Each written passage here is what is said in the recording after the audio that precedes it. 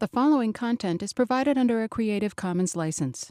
Your support will help MIT OpenCourseware continue to offer high-quality educational resources for free. To make a donation or to view additional materials from hundreds of MIT courses, visit MIT OpenCourseware at ocw.mit.edu. And that brings us to today's lecture, which is also something I was not as familiar with, right? So sort of a disclaimer, I might have gotten little things wrong or it might not be quite as clear, but do ask questions. So if it's stuff like Lightning Network or discrete log contracts, well, for me that's sort of easy because I know it really well. This stuff is things I've known about, but I never really went as into the details. So it's a little bit like, okay, figure it out well enough to explain it, rather than just well enough to sort of understand how it works. So the basic idea is you want to hide the output amounts. So we saw last week how looking at output amounts can de-anonymize and let you link a lot of different things. And so we'll look at how to do that. How do we hide output amounts? And so we'll talk about commitments. So first we'll talk about the reasons why and how to do it. Then we'll talk about sort of the definition of commitments, like what is a commitment in cryptography? And then we'll talk about Peterson commitments. And then we'll talk about range proofs and put it together to get what's called confidential transactions, which is a sort of vaguely confidential transactions. It just means the output amounts are secret. Okay, so yeah, interrupt with any questions any point of the way if something's not clear. Okay, so CoinJoin. Last time we talked about combining transactions with other people, where you have your input, they have their input, you have your output, they have their output. And if you sort of shuffle the ordering of the inputs and outputs, it might not be clear who's sending what where, right? You're just sort of aggregating it. And in the process, you're losing information because no one gets to see the sort of border lines between, hey, this is one transaction, this is another transaction. It's all in the same transaction, so you can't really tell. But one issue, and a really big issue, was that the output amounts can often reveal who's sending what where. So like in this example, well, maybe I don't know who's A, who's B, who's C, who's D. These all just look like uniformly random addresses or pub keys. But if I see an input with 10 coins, an input with 2 coins, and then an output with 2 coins and output with 10 coins, well, there's probably something like this going on, right? Why else would you do this, right? If you were actually trying to send 2 coins somewhere, why even involve this 10-coin input? Why not just say 2 coins to 2 coins and you're done? So if the goal is to obscure the transaction graph and have better anonymity because no one can tell what's going where, well, this doesn't really work. I think it's going like that. And then I showed that there is a way to do it, whereas if you have 2, 2, 8, then the 8 is obviously from the person with 10, but the 2 different 2-coin outputs are unlinkable. So that helps, but it's not great. And then for things like the aggregate signatures, maybe you can get people to aggregate their transactions together because it's cheaper and smaller. But in general, they'll have totally different input sizes, totally different output sizes, and it won't really give you any anonymity. And it won't give you any privacy, and it hurts fungibility. So how can we do this? Wouldn't it be great if we could just hide the output amounts? That would be really cool. So instead of having it like this, it's just, you don't see how many coins there are.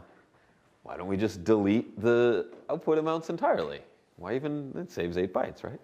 So we can't just delete it, right? So what does this actually mean? This would be really cool though, right? If we could just sort of somehow obscure this so that no one can tell what the amounts are. And I guess initially, so there's sort of going to be some transition, right? Since Bitcoin wasn't built with this from the get-go, at some point there will be a transaction where you can see the input amounts, but then you can't see the output amounts. But then you can sort of have bounds and say, well, neither of these can be more than 12, right? And then as it goes forward, and if the transaction graph gets bigger, those bounds start getting really wide because you're like, well, this might have been like 11, and this might have been 1. And then the next transaction, if it's mixed in with a bunch of things that have a pretty wide range, you sort of have to take the max and min of all those things. And the min is always going to be like 0. So it works pretty well, even with this transition. You could also think of a new system where you start with, well, either you start with obscured amounts, or the first mining amounts are non-obscured, and then you mix them. But anyway, so this seems like it'd be really useful because it would allow you to combine transactions and get better privacy. Also just really nice in general, right? Even if you're not trying to combine with anyone else, it's really cool that people can't see how much money you have. If people can see how many coins you have, they can try to charge you more, they can try to rob you. There's all sorts of reasons why people don't usually say how much money they're carrying around, right? Or how much they make, or how, things like that. People are sort of sensitive about pricing information. And some of it's just sort of societal taboo, but also a lot of it's like, I don't want people to know how much money I have. And I think there's like, I read recently like Uber sort of doing this thing where they're like, oh, you're rich, we're going to charge you more. And people don't like that. Like it has been historically doable. Like people, companies segment things, but often the way they do it is they're like, okay, well, we're going to make first class seats and then economy seats. And the first class seats don't take up the space of 10 economy seats. They take up the space of maybe 2, but they cost like 10x. And the idea is, well, if you're rich, we're going to charge you more. You can have the fancy stuff, and we're going to make more profit off of that. That's sort of more okay, I guess. But if it's just, no, you're getting the same economy seat, but we know you're rich, so we're going to charge you more. That, I don't know. We're sort of getting into that future where there's enough data that a lot of companies can do this. And some people, probably myself included, is like, wait, no, I don't like that. I like the way it was before, where companies didn't really know that much about me. So this is sort of an effort to try to keep things obscured, try to keep the customer a bit more anonymous with respect to merchants so that they don't have as much information to sort of charge more. And then rob you, that's maybe more Bitcoin specific, where like, if you're walking around in a area that's sort of high crime with a bunch of money hanging out of your pocket, that's a bad idea. The internet is sort of a high crime area, especially with respect to Bitcoin, and it's really easy to see how much people have, and so like, it's people, the hackers know who to target, especially if it's like an exchange. They're pretty clear, okay, this exchange has tons of money. So it might not help exchanges that much. It's sort of obvious they have a lot of money, but anyway. Okay, so this would be really cool to do. I think people sort of agree this would be really cool, right? Like, this is a nice thing to have. Okay, so yeah, it also helps with privacy, right? You're trying to make it hard to link different outputs to each other, or link the outputs to a specific person, and hiding the amounts makes them really hard to distinguish, right? So if you don't know the amounts, they become sort of completely uniform, where this is just a completely random address. I have no idea how many coins there are. Like, I have very little way to distinguish between these outputs. I can sort of try to trace the graph and say, okay, well, this came from here, this came from here, but they all look the same. So I've just got this big graph with like no real information other than the links between the nodes, which is still information, right? But it's much harder to tell what's going on. Okay, so we're sold. How do we do it? Okay, first we need to define what exactly are we trying to do, right? What are we hiding from whom? Who knows what when, kind of thing. So the long-term state of the system.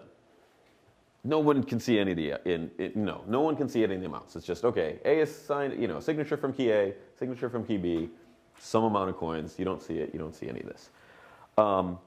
Okay, so that's the long-term state. But wait, people receiving the payments should probably know how much they're receiving, right? And they should probably know how much they have. If you don't know how much money you're getting, that's not a very useful payment system. People sending should also know how much money they're sending, right? If the amount can be completely determined by the receiver, that's also not a good payment system. I'm just going to take lots of money. So we can have two views, right? We can say, okay, only the sender and receiver know the amounts. How about that? Where from the network's point of view, so if I'm just the third party looking at this transaction, I don't see any of the amounts. I just see I have no idea how many coins are being sent. But from the sender's view, the sender says, okay, I know I have 2 coins here, 7 coins. I changed it from 2 and 10. Well, anyway. 2 coins here, 7 coins here, and I'm sending 7 coins here and 2 coins there. So the sender knows the whole thing because they're the ones creating this transaction. And then maybe the receiver Maybe the receiver doesn't see everything, right? Maybe the sender can prove to the receiver a single amount, but hide everything else. That would be ideal, right? So the receiver only sees, oh, I'm receiving 2 coins. But I actually don't know. If I know this, then I can sort of figure out what these are, or at least the sum of them. But if I don't know any of these things, I don't know how much the person sending me money has. I just know, oh, I got 2 coins. Cool, that's what I wanted. But I don't learn anything about their inputs or their other outputs within the transaction. So that would be ideal if we can do that, right? So what we want is a system where network doesn't see any of the amounts. The sender presumably sees all of it. Now, there could be cases where there's multiple senders, right? And there are 2 people working together to make a transaction, and maybe we don't see each other's inputs. But we'll keep it simple for now, where there's a single sender. And then the receiver only sees their own output. So that would be a really powerful system. Then the receiver would only know they're getting the right amount and not learn anything else about the sender's coins. Okay, so yeah, we might want to, like I was saying, you might want to hide per output. So if you have if it's just a sort of global, like either you see everything or you see, you see nothing or you see everything, that's still pretty good, right? That's still better than what we have when everyone sees everything. But it is better if you can hide the rest of these 3 things from the receiver. So, any ideas? Some kind of encryption? Hide the amounts so that only people with the right private key can see the numbers?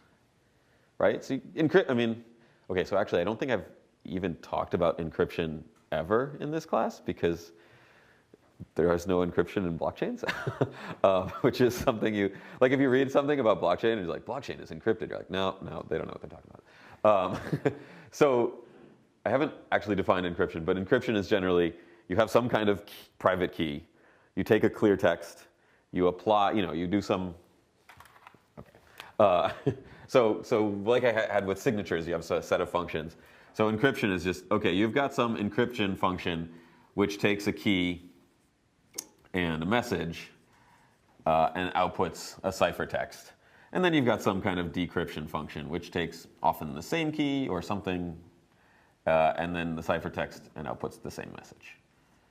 This is symmetric encryption because you're using the same key. You can also have asymmetric encryption where this could be a public key and this could be a private key. So in order to decrypt, you need the private key, but in order to encrypt, you only need someone's public key. So in practice, all the things that in practice you usually stage it. So you have an asymmetric algorithm to agree on a key, and then you just use the symmetric encryption and decryption where the keys are the same because it's like way faster.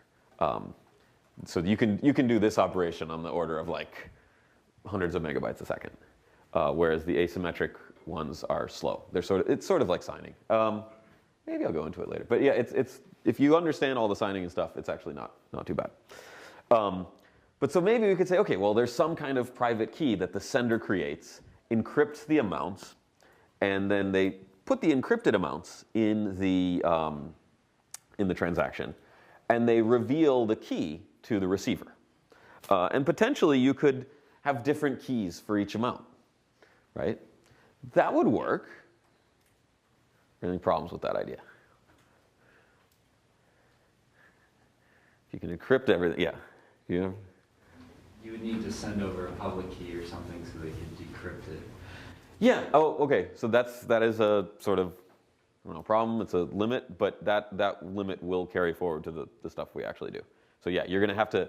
Right now in Bitcoin, you can just sort of find someone's address, send them the coins, you're good. With this system, there will be more interactivity between sender and receiver. So that's not great, but not a deal breaker, right? So yeah, we will need to do that. Other problem, yeah. Key for every amount. Yeah. That's problematic because of the fact that there could be a lot of different ways to split up the. Yeah, it could get bigger, and actually the actual solution gets kind of big, so that's not great either.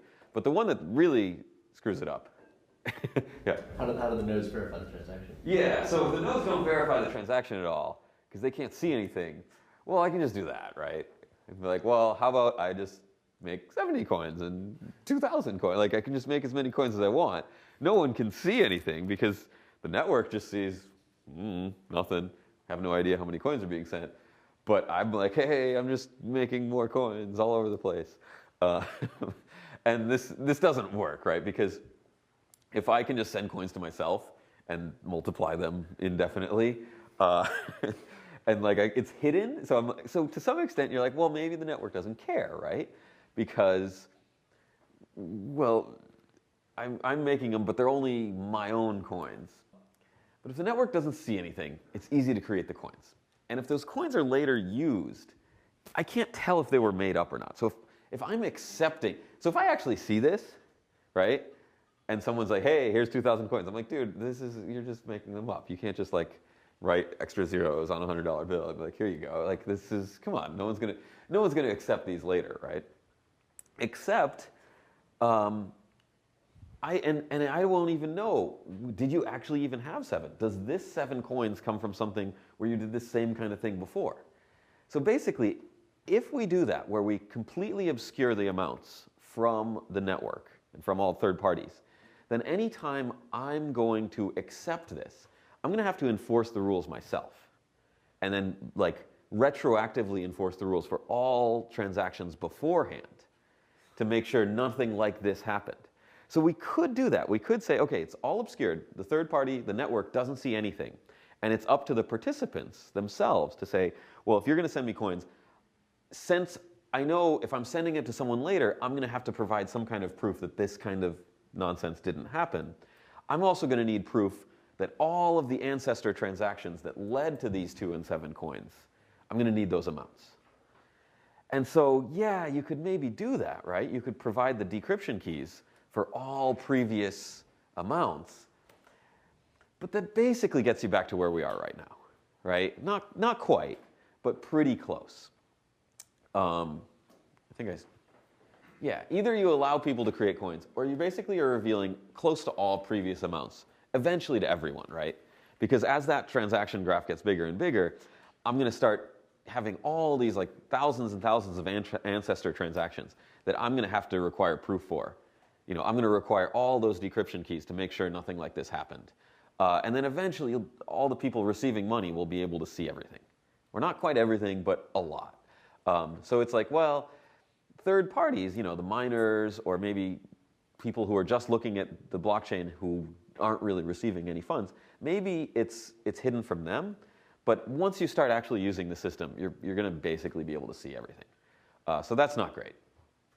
And it would also be like really annoying, because then when you have to like receive coins, you have to like go back through thousands of transactions to make sure that didn't happen. So we need to prevent coin creation while still keeping the amounts secret. This is a tricky problem, right? Any general ideas here? Yeah, so wouldn't it be cool if we could do this, where the network sees, okay, there's W coins here, there's X coins here, there's Y coins here, there's Z coins here. And then we have a proof. W plus X equals Y plus Z, without telling you what W, X, Y, and Z are. Cool. Okay, let's do it. Any ideas? So yeah, this seems like this would work, right? This would do it, in that if we can reveal, like, say, hey, the person person D, Z is 2.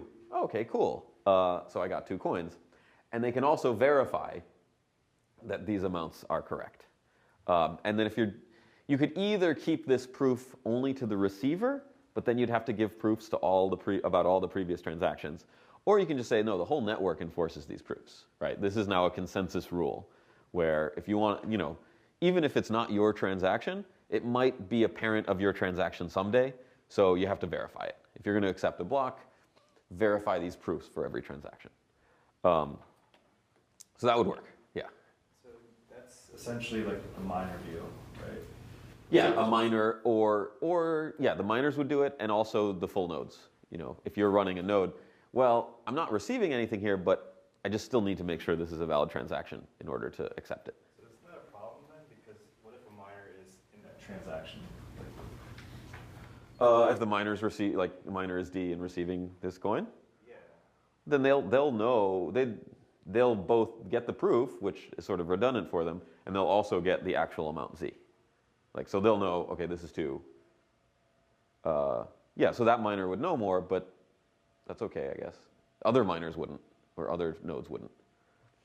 So yeah, if you're participating, you'll potentially know more. But the idea is third parties just see a proof and don't see the amounts. Okay, so, yeah? So SPV wallets would have no way of knowing if a transaction was valid until it was in a file. They already know. Yeah. So SPV wallets already have no idea how many coins are coming in on the inputs because they don't have a UTXO set. And the coin, so if you see an input, you just see, okay, it's pointing to some TXID. I don't know how many coins there are. I would have to, you could provide a proof to an SPV wallet that, hey, there were, I can give you that previous transaction and you can see how many coins.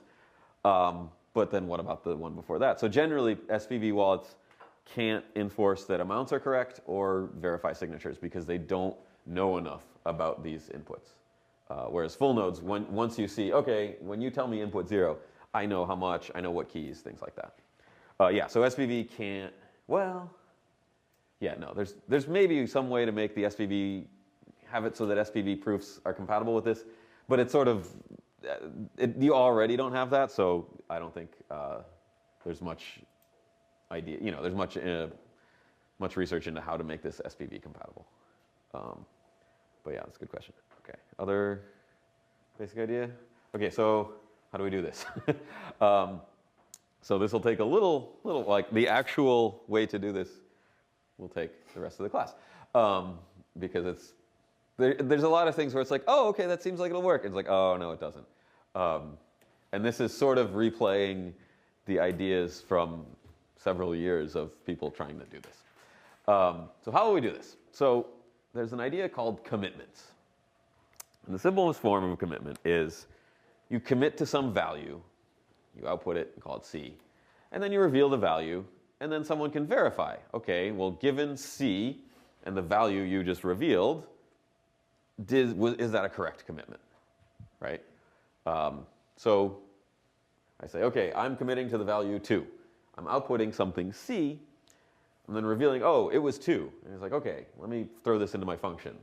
2 and C, does those match? Oh, it's true? Okay, we're good. And then there's certain properties you'd want, like you don't want people to, well, okay, well, I think I have slides about that. So a hash function is a commitment, right? I can say the hash of 5 is 68FD whatever, and then I commit to 68 something. I publish this. I tell everyone, okay, I'm committing to something. I'm not going to tell you what I'm committing to exactly, but here's this 68FDE0B7, some long hash output. And then I reveal, days later, hey, the thing I was committing to, that was 5. And then everyone can check. Well, let me throw 5 into my hash function. Oh yeah, it was this. Okay, true. So that's a commitment scheme, right? It is binding. So there's like binding and hiding, and there's different properties of commitment schemes. So this, we could say, is a binding, computationally binding commitment scheme. And that I'm not going to be able, once I've committed to this, I'm not going to be able to find another number. So I'm not going to be able to say, oh, actually it was 6, and then get the same commitment out, right? So I'm not going to, so in practice, this is really long, right? This is like a SHA-2 output. I didn't want to write the whole thing, but it like goes to here, or 2 lines. So the idea is I can't find another number, especially exactly the number I want, but I can't find any other number that will get me to that same hash output, right? That's a collision.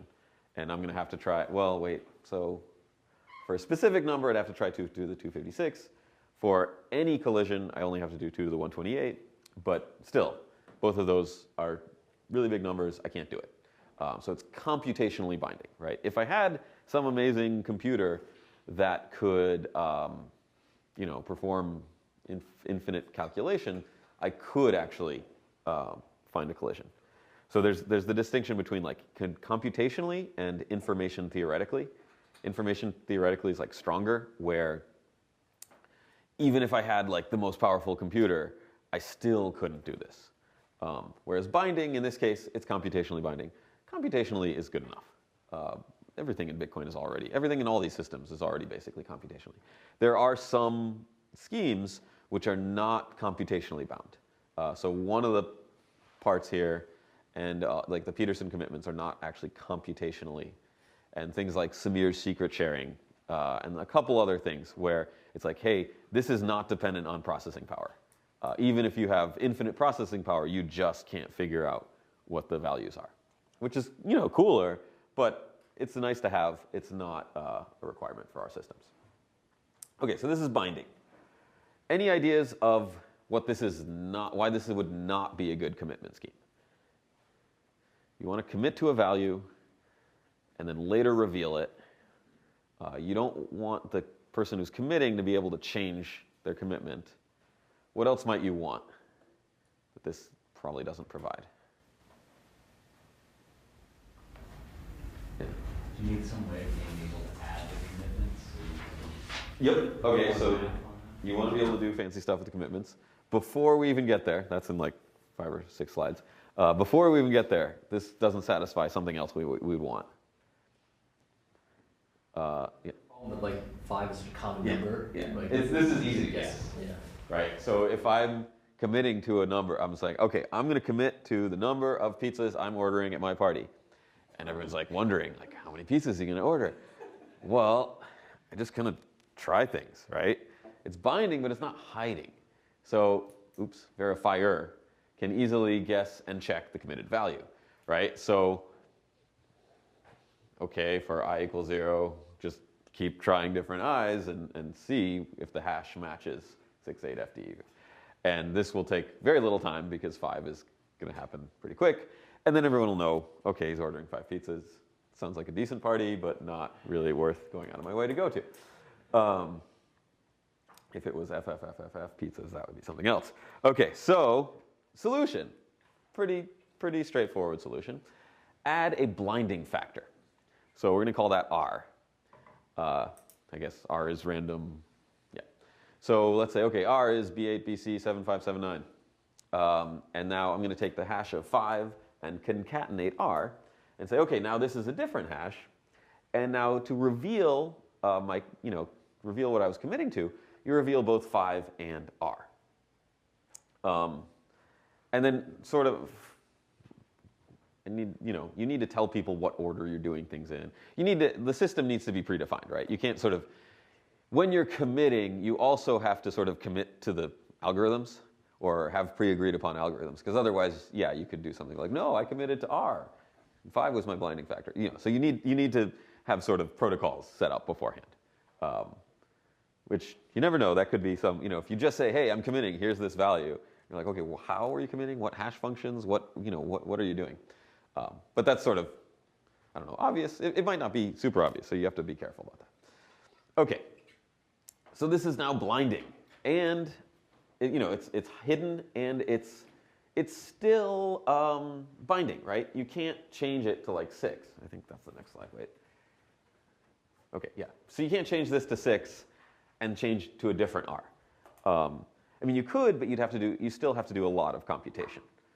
And this is now, actually some things get easier, right? So before, if you really wanted to reveal that it was 6, you basically can't, right? Because there's a single output for 6. And it just doesn't match this. So there's not, like if you have a single chosen value that you want to reveal that's not the one that you committed to, you're basically stuck. There's no way to get around it, even computationally. With this, that's not true, right? It's like, I really want to reveal 6.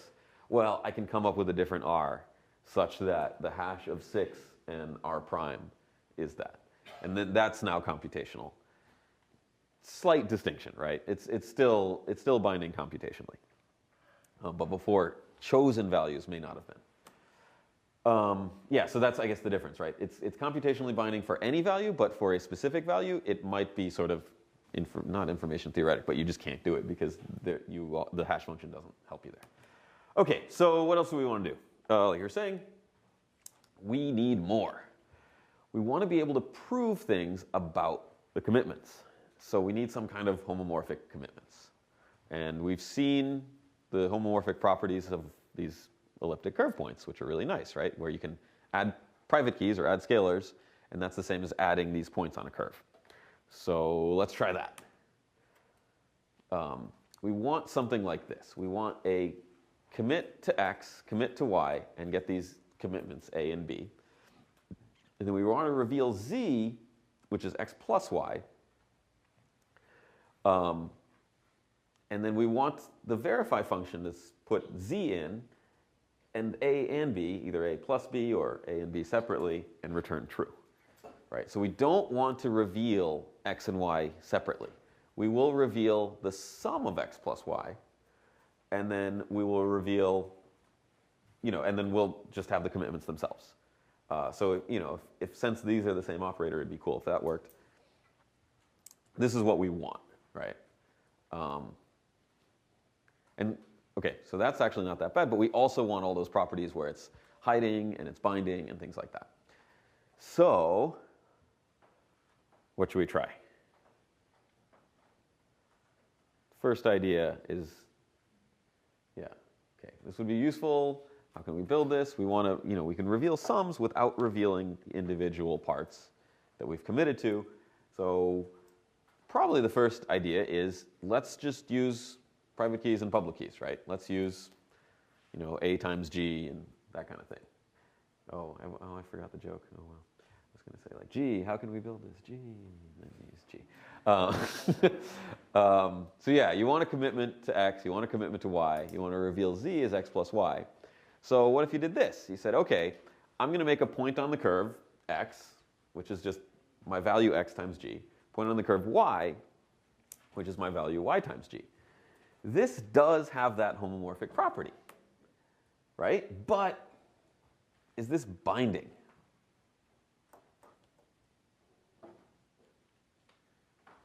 Okay, it is. Yeah, well, yeah. I can't come up with a different X that gets me to that point, right? So multiplying by the generator point is sort of like a hash function in that you're not going to be able to find collisions, right? So you can't find two different private keys that give you the same public key. Sometimes you can. So I don't want, like, in this specific case, this is binding. There's a bunch of asterisks there. I probably shouldn't. Yeah, it gets complicated. There are some curves where it's not, and some systems where it's not. And there have been problems in currencies where people assume that this is the case. I think in Monero, but yeah. Can you draw an example curve? Oh yeah. So well, they put this. The curves. The curve for Bitcoin, I think it's y squared equals x cubed plus or minus 7, I think. That's it. It looks sort of like this. No, it's symmetric, which that isn't. I think I had it in like an earlier one, and then the x-axis is like this is the origin-ish, and then the idea is you have points, and you can. So the sum is, if you have, well, the sum there is going to be like here, except it's like here. So the idea is any line you draw, more or less, will intersect at 3 points, unless it intersects at a tangent, or if it's straight up, then you say it intersects at the point at infinity. Right. So, but any random line you make will probably intersect in 3 different points.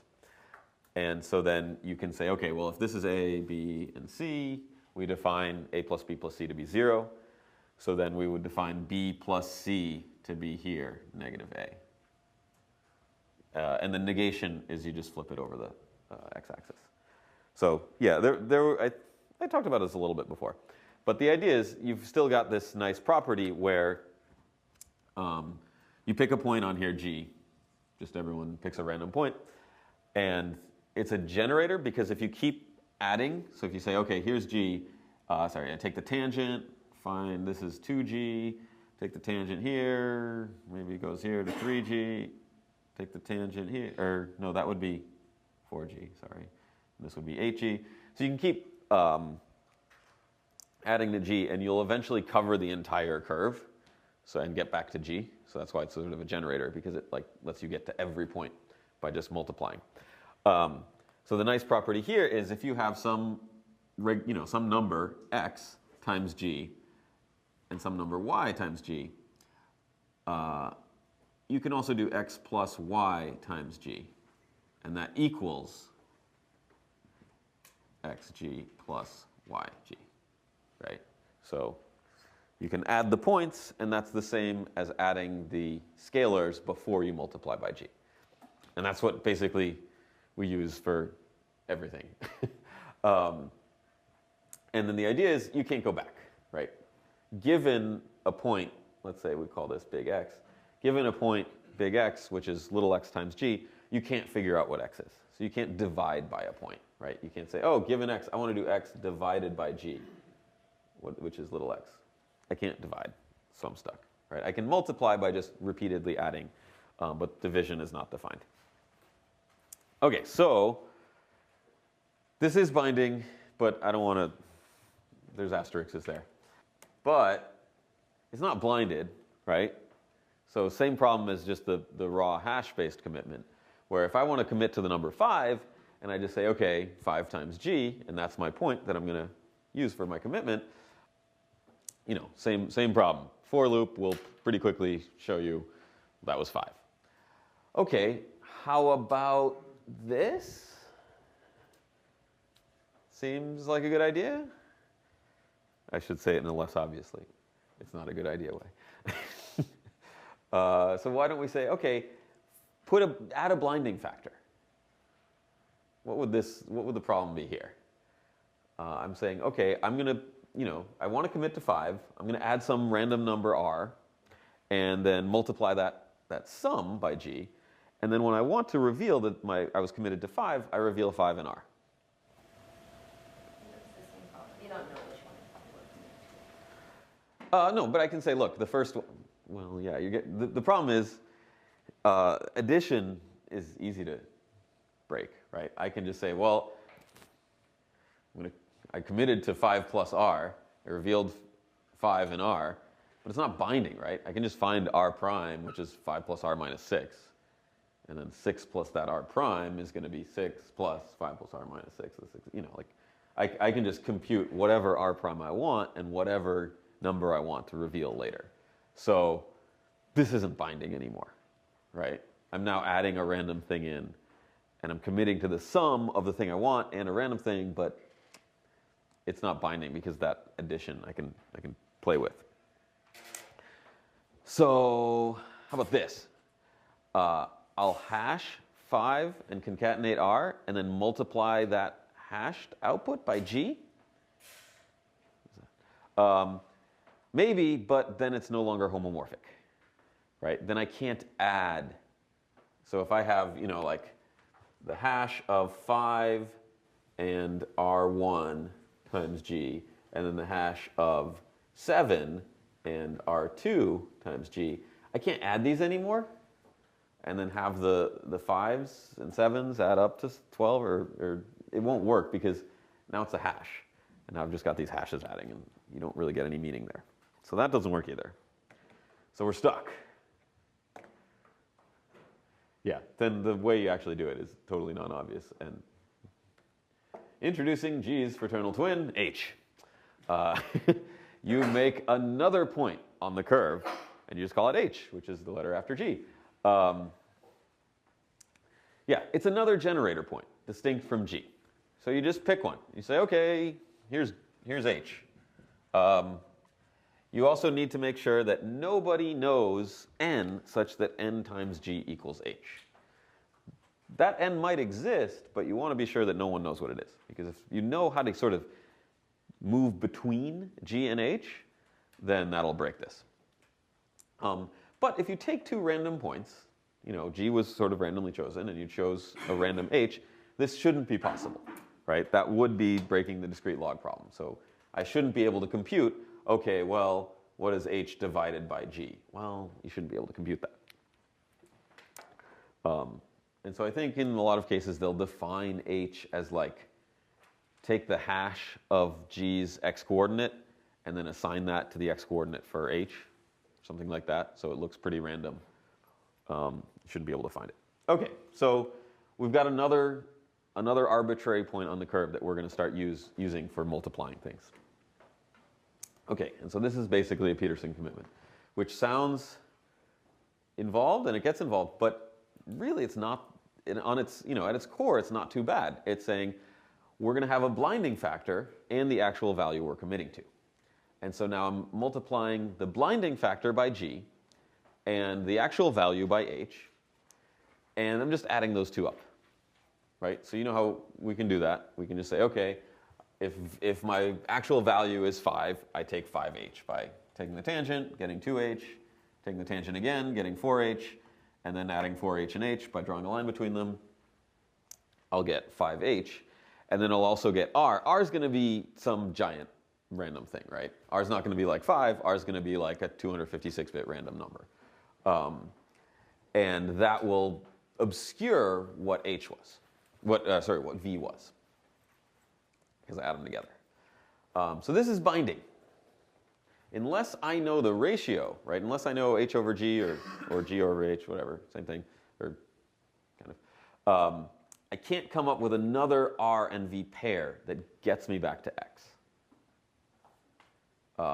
So I can try, like there is one, right? There's probably bazillions of, well, if I could find a different R, I could then reveal that V was 8 instead of 7.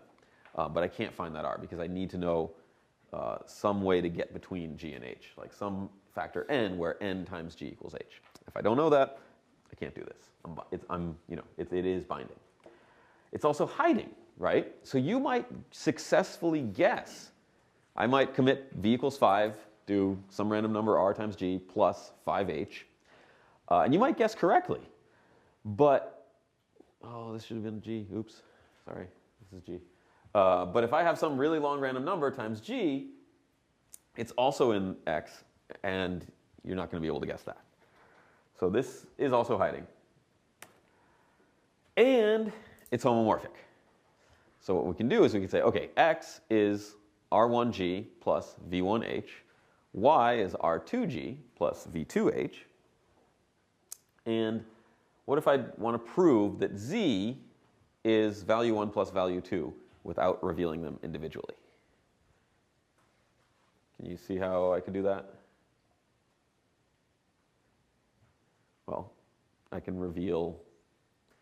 actually reveal both R's individually. Well, no, sorry. I cannot reveal both R's individually because then you might be able to, you'd be able to figure out the values. But I can reveal the sum of the R's and the sum of the V's, right? So I can say, okay, well, I'm going to define a point Z, which is point X plus point Y. And that's just going to be the sum of the R values, the sum of those random values, times G, plus the sum of the actual values I've committed to times H. And then I reveal just the sums, right? I reveal this, I reveal that. And then the verifier can do the math themselves and say, okay, well, is this R? So it's a little hard. I'm revealing R and V, which is equal to this, but I'm not revealing these separately, right? I only reveal the sums. And then the verifier can check, okay, is this R they gave times G plus this V they gave times H equal to these 2 points added together? And if it is, they've sort of proven, okay, the sum. So for example, it's binding, hiding, and homomorphic. So this would allow us to make proofs, right?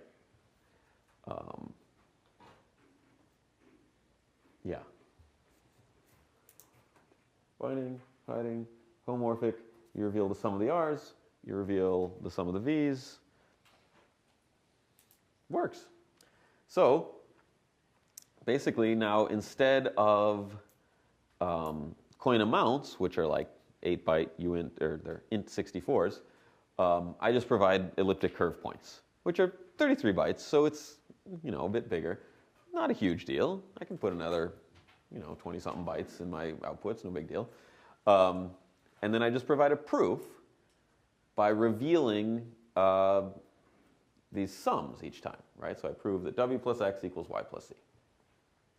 And everyone can see, okay, this is actually little w amount of coins, there's actually y coins, there's actually x coins, there's actually z coins, and there's a blinding factor that all the participants have to keep track of. So the receiver's view is they learn their own v and r, right? So the receiver, when someone sends, they would have to tell the receiver, hey, here's R4. The sender makes up R4, and they can just compute. Let's make a random R3, and then compute R4 such that R4 plus R3 equals R1 plus R2. Right? They need to make sure that the randomnesses add up, which is easy because they're just regular scalars, and the sender has full control over R3 and R4. So basically, make random ones until you get to the last one, and then make the last one such that they all add up to the right number. And then the sender can say, okay, well, here's your R4, and here's 2. You're getting 2 coins. And the receiver gets those 2 numbers and says, okay, cool. I can see that this transaction commits to Z, a point, and you gave me an R and a V that when I do the operation, I get Z. So I know that you successfully, you've revealed that these are actually 2 coins, and I can use these values later when I want to send my own coins. So this works, but there's more problems. Any idea what the next big problem is? Or, yeah. If there are only 2 outputs and the receiver sees R4 and V4, they could be able to gather R3 and V3, right? Yeah, but that's okay. I mean, there's sort of no way around that, right? If there's only one input, or wait, if there's only 2 outputs, and the receiver learns, so if the receiver learns these, they will be able to distinguish, if you know the total amount of inputs and there's only one other, you can just subtract and figure it out, right? So there's all sorts of things. If there's only one output, that person knows it's the sum of all the inputs. You don't know, in this case, you don't know the total inputs, right? Right. In this case, they don't have to reveal to you the V's. They just have to reveal that 2 plus y equals w plus x. So you don't have to learn their input amounts. Yeah. If there's only one output, then you learn like, okay, well, if this is 2, these must have added up to 2, but I don't learn exactly which. So this is useful. There's still a big problem.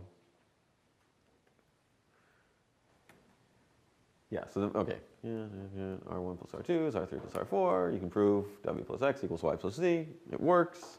It's great. Nodes only need the bigger transaction to know that the inputs are equal to the outputs, right? Yep. Nodes can just compute these numbers, and they're good. Right? So one thing you could do here.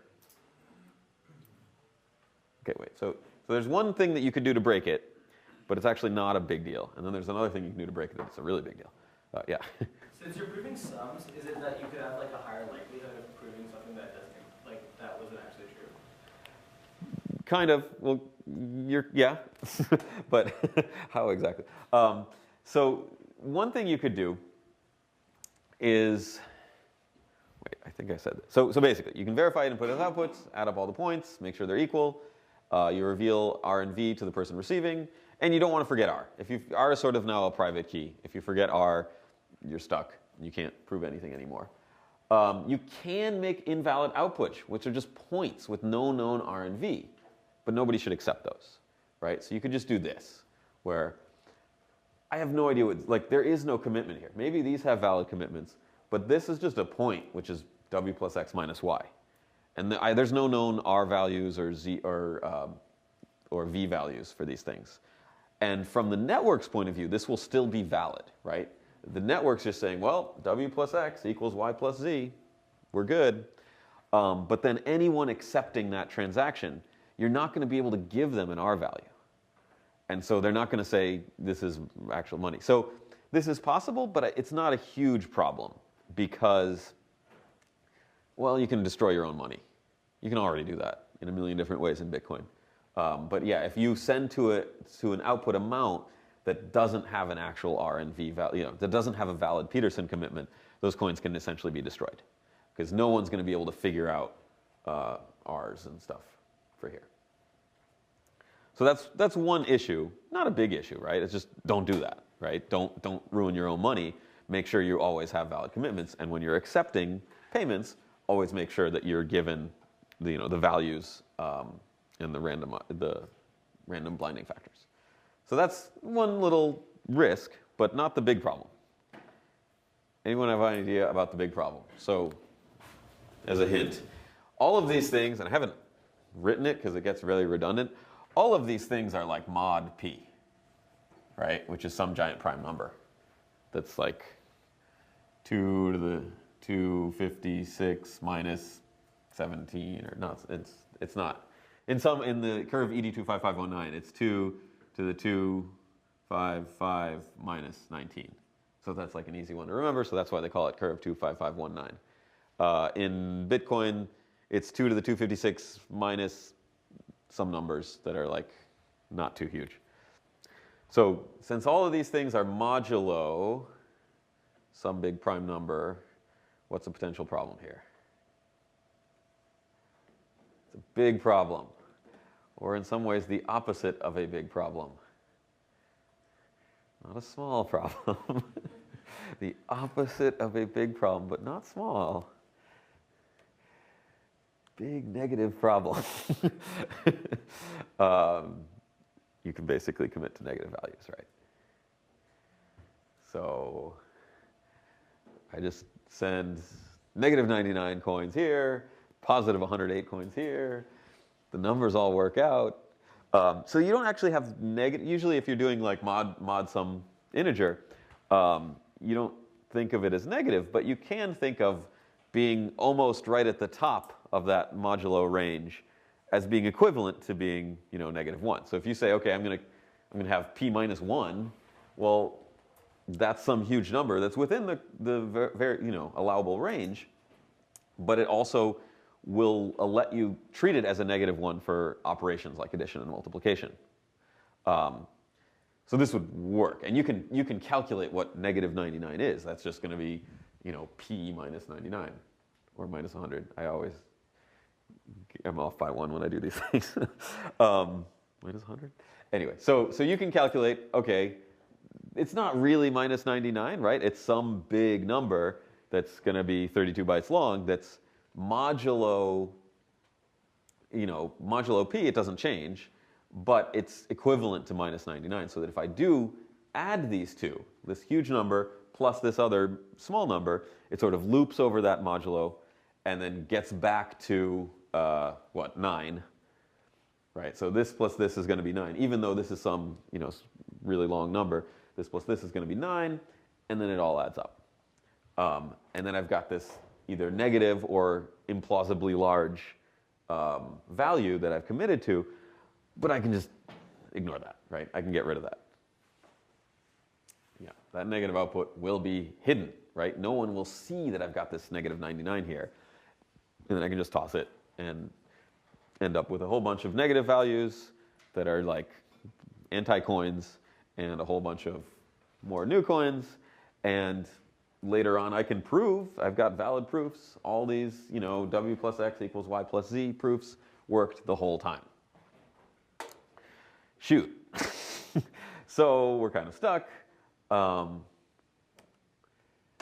We need more than a proof that the sums are equal. It was working really well, but just a proof that the sums are equal is not enough because we're modulo this big prime number, and so you can sort of make these negations. We also need a proof that they're non-negative, and not just non-negative, right? Because that negative 99 is actually essentially p minus 99, which is some huge. It's like 2 to the 256 minus 99-ish. So it's not just that they're non-negative. We have to prove that they're reasonably sized, that they're fairly small. So if you could prove, okay, this number is non-negative and it's less than 2 to the 64, that would be cool. How can we prove something about the number itself without revealing it? So now this is an even trickier problem, because before we wanted to prove a sum, right? We wanted to prove that, okay, z equals x plus y. But I don't want to tell you what x plus y is, but I'll tell you what z is. That was proving a relation between these numbers. This is just proving something about that number itself, individually, right? We have to prove individual numbers ranges. So we have to say, okay, this 2h, there's a 2h in there. I can't show you it because I'm just committing a w, but I want to somehow show you that the v here, which happens to be 2, but I'm not going to tell you, the v there is within a small range. Without telling you what it is, without revealing it, tricky. Okay, so what you can try to do is sign with the points. Somehow, this is what will get us there. The idea of, okay, well, we've got these Peterson commitments. We've got these points on a curve. Those are sort of public keys, or that's how we usually think of them. Can we, like, sign? We know the private keys. We know R1. We know 2. Can we make signatures somehow and, like, somehow use that to reveal some information about H, but not too much? So the signature equation, S, you know, I didn't really review it as much, but we've talked about this a couple times. Come up with a random value k, take the hash of k times g, and the message to be signed, times your private key. That's your signature S.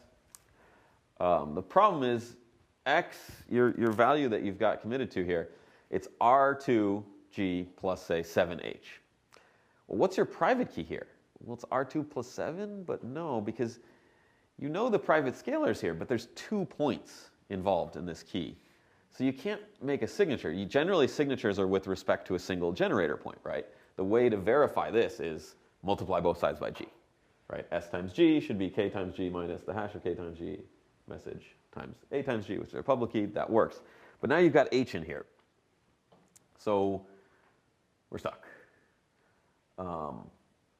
We could try to define another signature thing with like both h and g, but that doesn't work. But what we can show, which is kind of interesting, well, what if v is 0? Then x is R2 times g plus 0h, which is just R2 times g, right? Like this is nothing. There's no h here. And that means my private key is just going to be R2. Well, now I can sign. Now I can resign with respect to g with this point x that I've committed to, because the value is 0.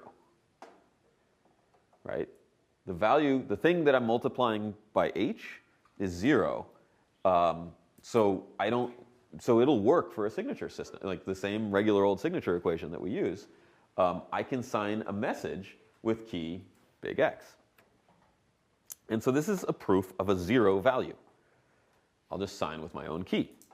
So if X is, you know, some random blinding factor times G plus 0 times H, where the value you're committing to is 0, well, that means that the signature is just, and so the question is, what message do you sign? Well, maybe sign the message, which is the pub key itself. You sort of don't need to sign a message, but throw that in there. And then this will work, right? And someone can say, hey, here's a signature from key X. And the signature is arbitrary. It can be a signature of any message you want. But the fact that they're able to produce a signature reveals to you that V is 0. So that's kind of cool. It's actually not that cool, right? Because, well, I just revealed my value and I revealed it to be 0. But I did it without revealing R. So that is kind of cool, right? I could do it by just saying, hey, here's my R and V values, multiply them and add them up to see that it gets to the point I committed to.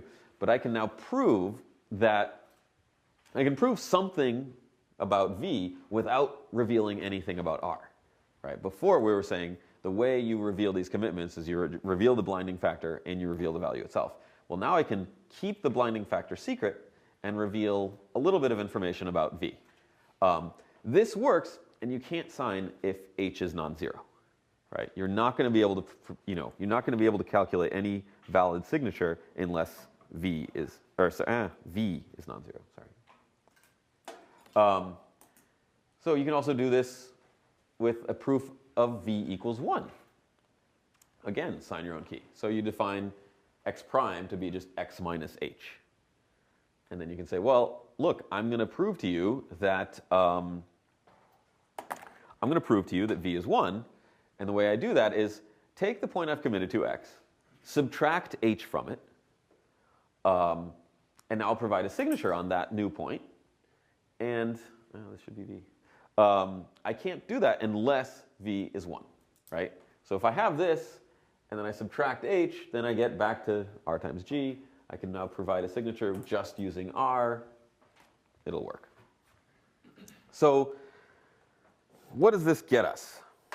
We can prove that V is 0. Or we can prove that V is 1.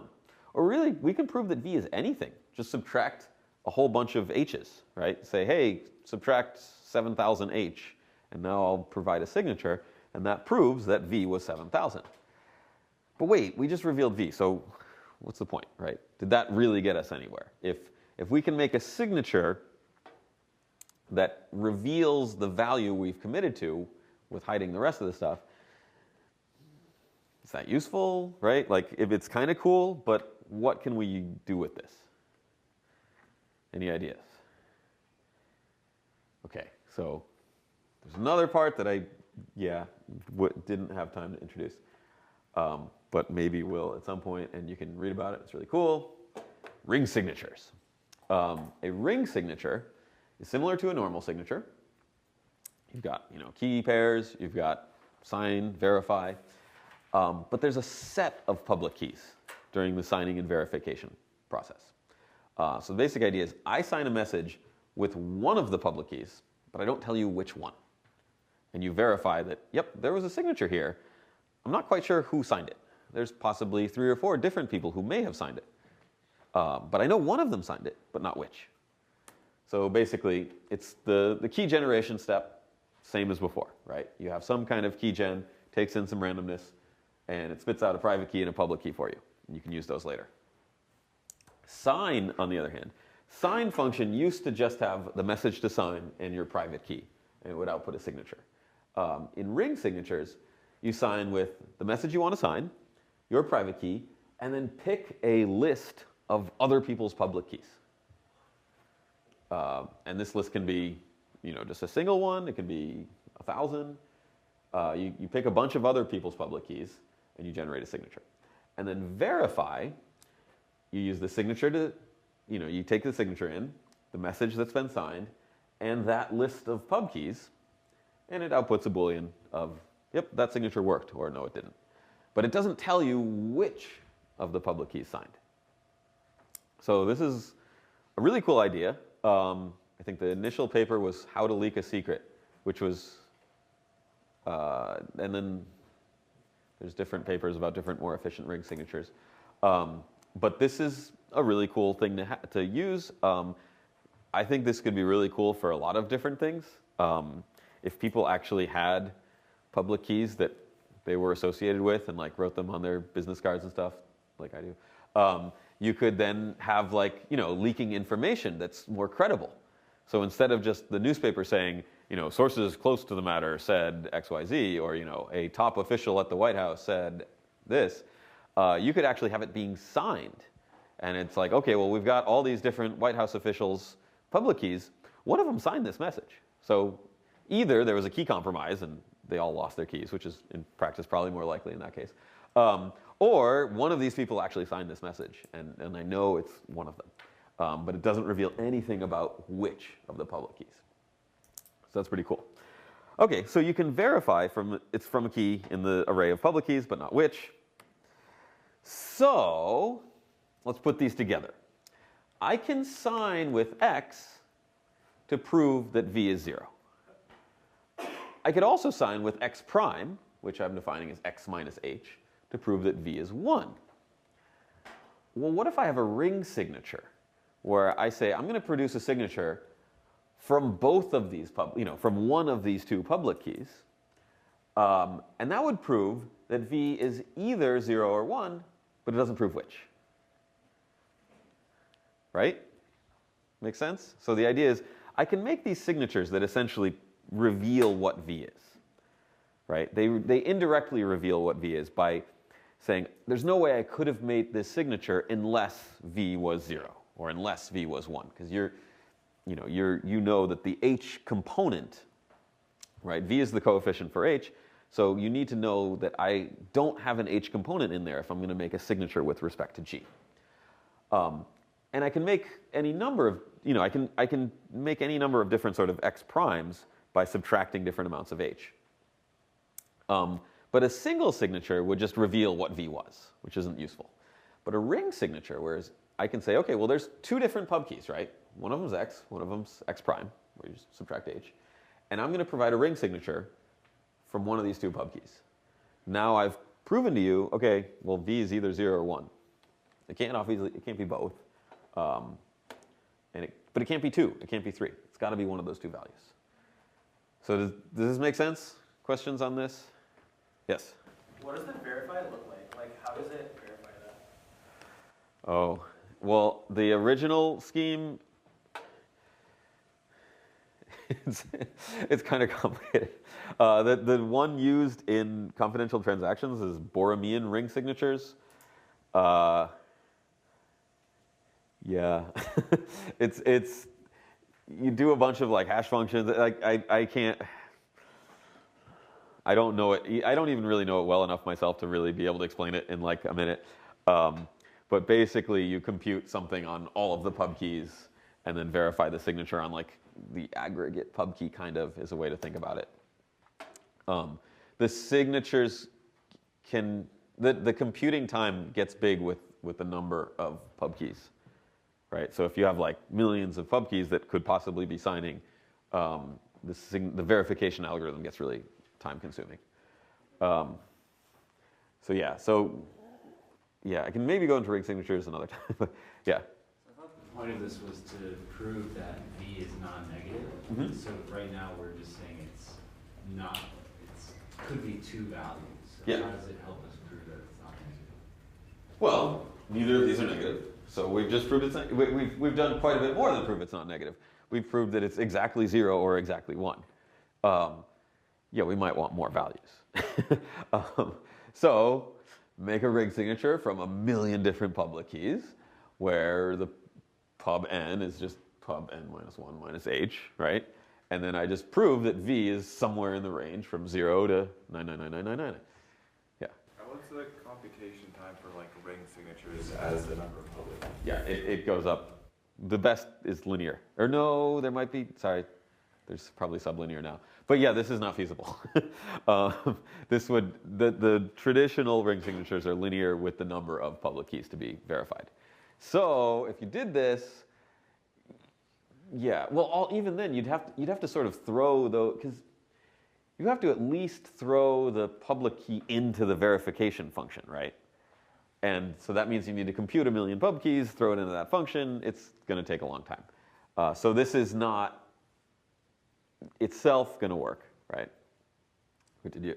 Yeah. Just Monero uses ring signatures. Yes, Monero uses ring signatures for a different reason. Well, now they use it for this kind of thing too.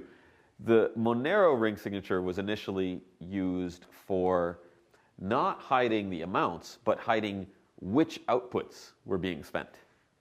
So in Bitcoin, you have, everyone should, so in Bitcoin,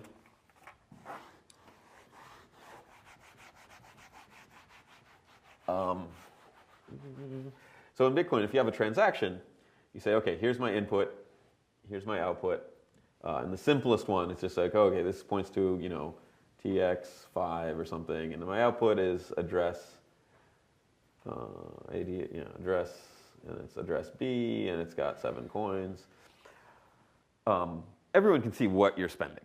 The idea in Monero is, I don't point to an input. I just provide a signature. And it's up to you to figure out where that signature is. So I provide a signature and a list of pub keys. Pub A, pub B. So the smallest would be 2. And then I, provide a key key and a number. So the idea is, instead of thinking of it as outputs, you just sort of think as pub keys have associated values. So you don't look at the transactions themselves. You say, okay, this is key C, and there previously have been pub key A and pub key B have had values, 7 coins sent to them. And I can now say, look, I'm going to provide a ring signature from either pub key A or pub key B. And I'm not going to tell you which, but you can see that both pub key A and pub key B have received 7 coins in the past. I want to send 7 coins over here. I'm going to prove that I own one of those two, and then you can validate that the transaction's valid. And then if later you see another transaction with a ring signature from pub A, pub B, also sending, to key D 7 coins. Okay, now I can delete pub A and pub B, right? I don't know which, so in transaction 1, I don't know whether A or B was spent, but one of those two was. And then in transaction 2, I don't know whether A or B was spent, one of them was. But anyway, they've both been spent now. And so I can, delete them from my storage. But the ring signatures in Monero were used to obscure the transaction graph itself, where you can see that there's a bunch of different keys that have, money associated with them. And I'm going to provide a signature that I own one of them, but I don't tell you which. And now they also do confidential transactions to obscure the outputs using ring signatures as well. So yeah, Monero is interesting. I haven't looked at it as that closely. So I know that's the basic idea, but there's a lot of sort of subtle details involved in how that works that I'm not super familiar with. But, okay, so I got to finish up. Yeah, so the way to actually make this practical is, let's say you have a ring signature for each bit. So you're going to have a different signature for each bit in your value. So the pub key for, pub key x0, well, I'm going to have a ring signature where I prove that it's either 0 or 1. And here I'm going to prove it's either a 0 or 2. Here I'm going to prove it's either 0 or 4. And so if I have, say, 32 signatures, I can now prove a 32-bit number. Each of those individual signatures only has 2 public keys associated with it. So that's now more feasible, right? I can say, okay, well, there's a total of 32 public keys, 32 signatures. Not the end of the world, still kind of ugly, but, and then there's optimizations where, since these pub keys are all the same, right, the sort of 0 value for that bit, we can squish them together and stuff to make it a little bit smaller. So yeah, so you have a signature per bit of your output. If your values are not too big, this works, right? If you say, okay, we're going to limit it to 32 bits, so from 0 to 4 billion, now you can prove that each bit was either a 0 or a 1, essentially, without revealing whether it was a 0 or 1. And then, it's a couple kilobytes per output. So that's a little bit annoying. It used to be 8 bytes. You just sort of said, hey, I've got 37 coins. Also, these 8 bytes are very sparse in that they rarely exceed 4 bytes. So you can sort of compact it down on disk. So this is a little, scalability-wise, it's an issue, right? You're now going from what used to be 8 bytes is now a couple kilobytes. I think they've got it down to like 2 kilobytes. But still, that's 2 kilobytes. And it takes a bit more CPU time to verify, right? Because now, instead of verifying one signature to see that the coins are moving to the right place, you're verifying like 30-something, 30 plus signatures for every input and output. Also, the real problem is it's not really compatible with Bitcoin. This would be a really tricky fork to implement. How do you implement this such that the old software on the network is okay with these transactions? Where what they're expecting a transaction that has a value, right? Here's how many coins are being moved. If you sort of say, no, I'm not going to tell you anymore, like, well, old software doesn't know how to deal with this, and by default will reject these transactions. So there's ways to do it that doesn't break compatibility, but they're pretty ugly. The ways to do it is to say, like, one of the ways is to say, okay, from now on, all these transactions, all output values have to be 0. So the old software will still work, but it'll be pretty confused and say, like, I see all these values, I see thousands of transactions. No one seems to be sending anyone any money. These all seem to be pointless. And then there's this like hidden value that's in like a different data structure that would look something like SegWit. And like SegWit was a little bit ugly. This would be real ugly. Those are the trade-offs we're dealing with here. Tricky fork. Yeah. Okay, but you get this. Like this is what you get when you use confidential transactions. We got it, right? We have private unlinkable amounts where the network can verify, okay, let me verify that W plus X equals Y plus Z. That's actually the easy part. Now let me verify for every individual W, X, Y, and Z that it is within the range of 0 to 2 to the third, 0 to 2 to the 32. It's a tongue twister. By verifying all these separate ring signatures for each bit of the amount. But you can do it, right? You can verify, okay, input amounts equals output amounts. All these input amounts and output amounts are normal looking numbers that aren't too big, that aren't right up near the modulus to wrap around. And it works. It's just kind of big and slow. We're trying to make that faster. So probably not going to go, if you're interested in this though, there's a lot of research about this kind of thing right now. It's a really cool, like getting into crazy, interesting math. So there's bullet proofs, which was Benedict at Stanford. He wrote up, I mean, a bunch of people wrote it, but I think it was sort of his idea or his thing. Working with other people too. That's more efficient range proofs. I do not know how bullet proofs work. I sort of tried to read the paper and got like 2 pages in, and I don't know. But I'm sure I could figure it out. It would just take me a long time. And then the Borromean ring signatures, sort of the more efficient ring signatures that can compact a lot of data, so that you're not, so you get it down to like 2 kilobytes for these range proofs in confidential transactions. And then I may try to give a class about this in like a week or two, Mimblewimble. The idea is that when all of the transactions in the network are like this, and they have confidential inputs and outputs amounts, the transactions can be canceled out in an interesting way. Because the output amounts are unique, right? They have these blinding factors, they have these range proofs. And so if you're in a block, so just a hint about Mimblewimble, the idea is if you have a transaction and it says, okay, amounts are all obscured, right? But A is being consumed, B is being consumed, C is being created, D is being created, right? These are amounts. And then I see later in the block, there's another transaction which spends D coins and sends to E coins. I don't have to actually verify that like A plus B equals C plus D and D equals E kind of thing. I can just cross these out. And I can sort of verify at a block level instead of a transaction level that the input amounts and output amounts all matched up, right? Because I don't know what D is, but anyway, it was on an output side and on an input side within the same block. So anyway, it's gone, right? It's being added to and subtracted in this block. So I can sort of do that, and I can do that over multiple blocks. And I can basically keep a tally of how many coins are in the system and sort of cancel things out. So that actually lets you do some really cool things where you can skip a lot of verification at no loss of security.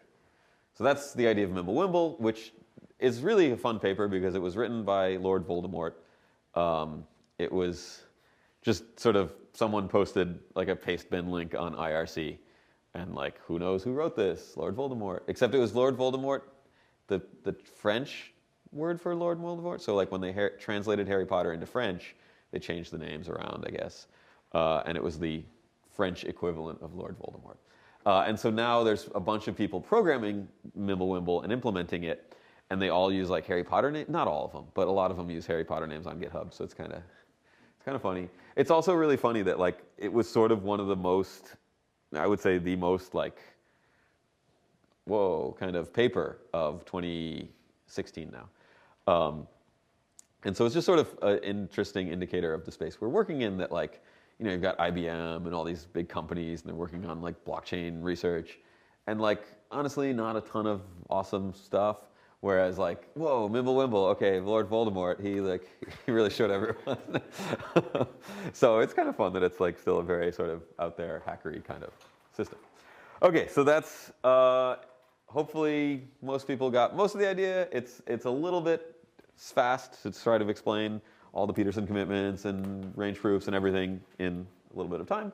But I think you got the idea. And if you're interested in it, there's a lot of current research on this and people implementing it, and there's a lot of cool things you can do with it. So.